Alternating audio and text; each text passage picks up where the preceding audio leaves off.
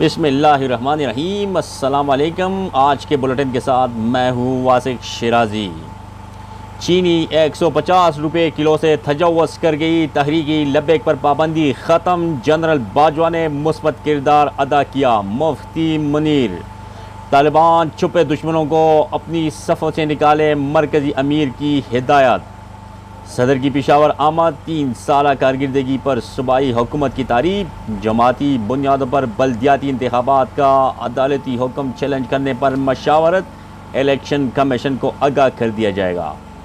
Supreme court جانے کا فیصلہ کابینہ کرے گی۔ صوبائی وزراء، شہباز سے ہاتھ ملانے کا مطلب کرپشن قبول کرنا ہے۔ عمران خان، اقتصادی رابطہ کمیٹی نے افغانستان کو گندم فراہم کرنے اور KPK کے تیل و گیس نکالنے والے اضلاع میں گیس نیٹ ورک بحالی کی منظوری دے دی۔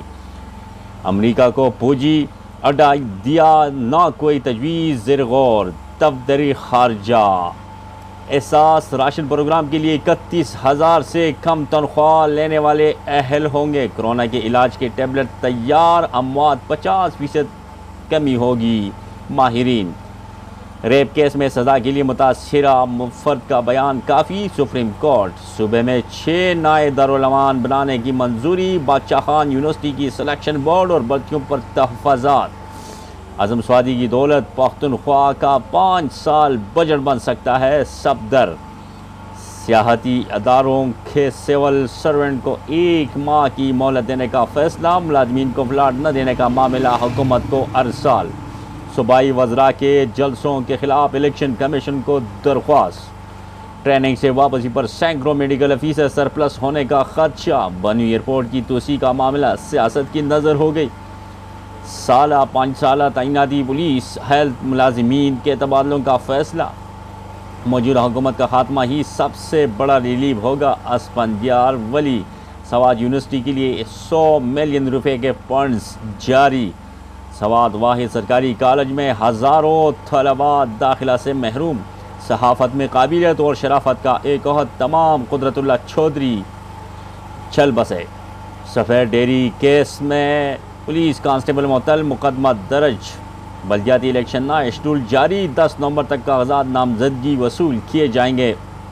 بلدیاتی انتخابات سپریم کورٹ جانے کا فیصلہ مشاورت سے کریں گے۔ کامران بنگش، احساس راشن کے لیے موبائل ایپ لانچ کرنے کا اعلان۔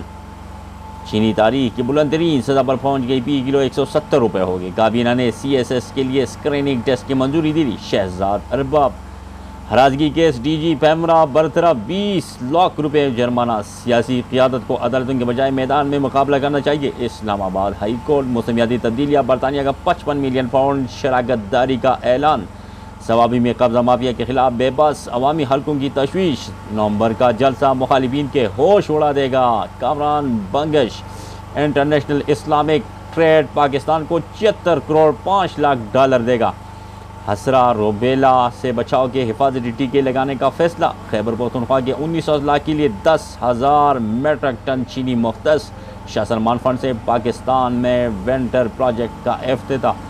ونٹر کانٹیجنسی پلاننگ کو 10 نومبر تک خاتمی شکل دینے کی ہدایت۔ جامعہ پشاور کا مالی بحران ٹل گیا، 1 ارب 30 کروڑ گرانٹ مل گئی۔ Peshawar high court, Indus high وے اور چترال روڈز کی رپورٹ طلب۔ حیات آباد مقابلے کا زخمی رہزن چل بسا، عینی شاہدین کے بیانات قلم بند۔ آج کے لیے اتنے ہی کافی۔ مزید اپڈیٹس کے لیے آپ ہمارے ساتھ جڑی رہیے، آپ کو ہر لمحہ بلمحہ آگاہ کرتے جائیں گے۔ تب تک ہمیں اجازت دیجیے۔ اللہ